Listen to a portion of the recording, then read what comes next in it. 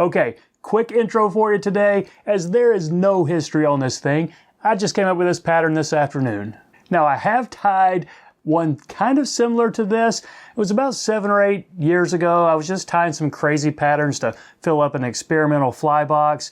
But here's a quick little story about that pattern. So it's, I think, July 3rd. I'm in the gunpowder, I'm standing knee deep in the water, and I see some activity on an undercut bank.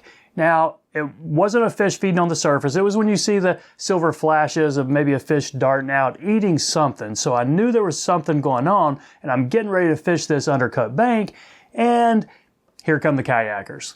If you've ever fished the gunpowder in the summer, you know you share the river with lots of tubers and kayakers. And these guys are not quiet. They're coming through, they're banging their paddles, they're hooping and hollering, and it seems like every single one of them wants to ask you, hey, how's it going? Having any luck?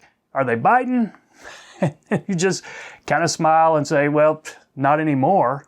No, I'm kidding. Don't really say that. You just tip your hat to them and say, yep, having a good day. Enjoy the river, whatever. You know, what can we do? It's not my river. I'm happy to share it with anybody that wants to use it. But it can be a little bit frustrating because they do spoil the water for a while. So after the last kayaker goes through, I've got about 15 minutes to sit down and figure out how I'm going to fish to this fish that I see up there on that bank. So I think I tried some terrestrials. You know, it's hopper season. I throw a grasshopper, a couple of dry flies up there. Don't get any action. Doesn't even give me a look. So then I just say, okay, let's go with something crazy and experimental. I break out the experimental box and I find a streamer that reminds me of the 4th of July. I think it had a red tail, a silver body, and then just some crazy blue schlappen for a wing. And I say, what the heck? Let's just try this. So I tie it on and I'm thinking, okay, I'm going to just toss it up there where the dry flies were. I'm going to let it sink a little bit and then I'm going to strip it back. So kind of an upstream quartering cast, and then I'm going to sort of just strip it a little bit fast with the downstream current. But as soon as it lands, it doesn't even sink 2 inches, and this fish comes out and takes it. And it's just some miracle I catch this fish that I'd been targeting and had no luck with. Now, he wasn't huge, but maybe 11 or 12 inches, so that's a pretty decent fish for the gunpowder. But it's just funny, the stories that you remember. I had not thought about that fly or that story in about 7 or 8 years until I sat down today to come up with this 4th of July streamer. So that's where we are right now. This is the 6th pattern in our 2022 holiday Name the Streamer series. Now, I know we have a lot of viewers that are not from the United States, and you're probably curious to, our obsession with celebrating this, our Independence Day on the 4th of July. Well, it's a big holiday here, and we do fireworks and all that fun stuff, and, celebrate with everything red, white, and blue. So naturally, this Independence Day, 4th of July streamer, I'm going to use something red, white, and blue. Now, this pattern I'm about to show you, I didn't really create it. It was pretty much inspired by one of Rube Cross's old streamers, which he called the Ray Arden. It's a bucktail, tied pretty sparsely, so I kind of borrowed the technique from him and just used different colors. But I think it was a pretty fun tie. Now, for the contest, if you haven't done this before, how you enter, just leave a comment with what you think we should call this pattern. And I'll collect all the comments over the next few days, and we'll pick the top 5 or so and put it up for a vote. And the winner will get the $25 gift card for Jay Stockard and a Savage Flies hat. But one heads up, when this video airs, I'm going to be out of town at a campground fishing in the Catskills. So I won't likely be able to answer every comment, but do know when I get back in town, I'll look through them and we'll pick up the contest from there. So that's it, everybody. I'm really looking forward to the fun, crazy names y'all come up with this fly. Let's tie it. So there it is, the 2022 4th of July, as yet to be named streamer. A bucktail, actually, pretty sparsely tied. I kind of like the slick look of these bucktails. And I'm tying this on a size 6. This is a 6X long. I believe it's a Daiichi Limerick bend. Pretty cool classic streamer hook. Lots of patterns look good on these hooks. Now I'm going to use some black thread. I'll put a base down to the start of the bend.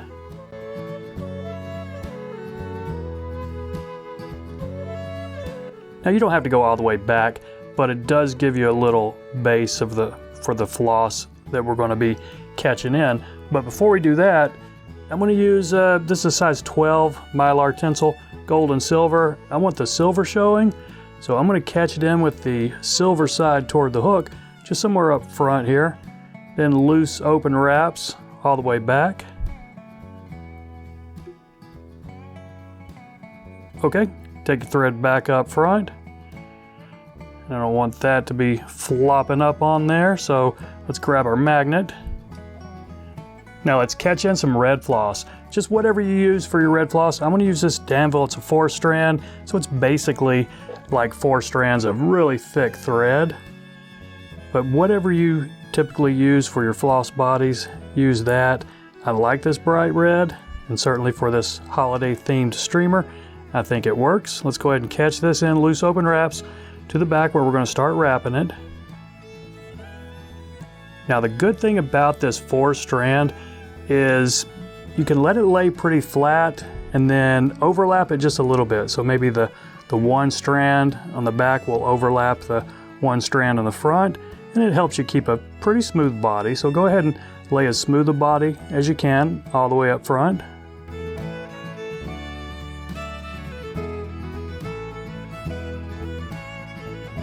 Okay, now when we get it up there, let's go ahead and catch this off. And you'll see I'm taking it pretty far up. So what I'll end up doing, I'll be tying some of the bucktail in just a little bit over where the front of that floss is, but that's okay, and I'm doing that on purpose. So a few extra wraps to lock this in.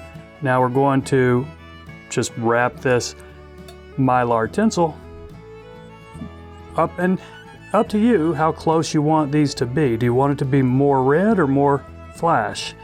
I think just some happy medium, about even, is going to look good. So let's go ahead and take this all the way up front.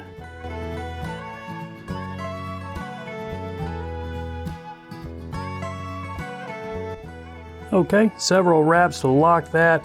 Be careful with it. Sometimes this mylar tinsel can be sharp. It can nick your thread. So I'm going to put a few loose wraps right there and just back it up just a little bit, where I'm going to catch in my first tuft of bucktail, which is going to be a pretty thin little piece of white. Now I did try to put this in my stacker, but it's not all that even, but it'll work. See how much I've got right there? And I want to catch it in well past the bend of the hook. I think this style of streamer typically has a pretty long wing and underwing. So let's catch this in right on top, which is actually the bottom. Put several tight wraps right here. Now we'll snip off this excess up front.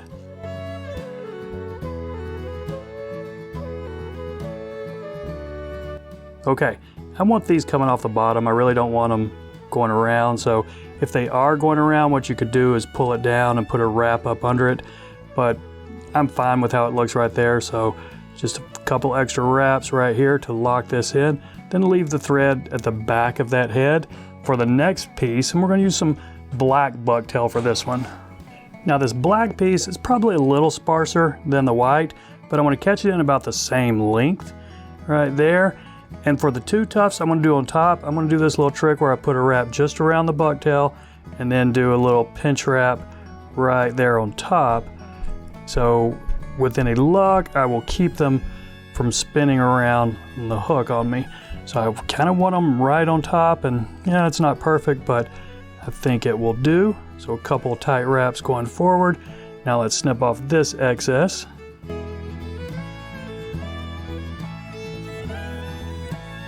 A few extra wraps right here just to smooth this out. Now leave our thread in the back and then grab a tuft of the next color, which in this case is going to be a blue. Now again, I'm not stacking this one. I'm trying to even it out with my fingers just by pulling out any really long ones. So about as long as this black right here. And I'm going to do the same thing I did with that black tuft, is just put a little wrap just around the bucktail and now tighten it in right here. So if I've done it right, you'll see a little bit of that black under that blue, which, you know, it's spinning around a little bit on me, but I think we're going to be okay. So we can see some of that black under there. Now let's put some tight wraps going forward and snip this off.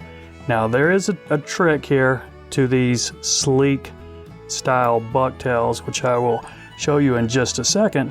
Before we get to that, let's go ahead and clean up this head. Pull a good bit of thread out, take it up to the eye, and then just ramp it up. Try to bury all these butt ends and get a clean looking head right here.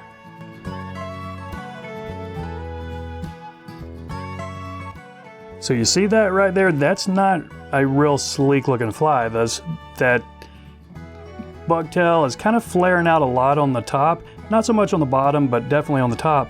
So what you'll do in a case like this, since we do want it to be a sleek one, just grab them all, pull a good bit of thread out, and take some loose wraps going back. That's why we started this bucktail pretty far up. And I've got some loose wraps right here, and use as many wraps as you want to get a nice clean head right here, but we're gonna put some resin on it in a second. So when I let go with my fingers, it should be laying still pretty flat. And that is, you know, that's how flat we want it. Some of this on the bottom, this white is, you know, getting bent around that hook, but that's the look I want, that long, swept back, sleek profile. So let's pull it out and do a whip finish right here. 4 or 5 turns should be fine. Now I'm not worried about any eyes or anything on this. I just want a sleek, fairly elegant looking fast bucktail. So that's it. Maybe a little bit of cleanup. I got a couple of wayward hairs right there, but really just a drop of varnish or head cement and this thing's ready to fish. So I appreciate you watching, everybody. Y'all take care and we'll see you next time.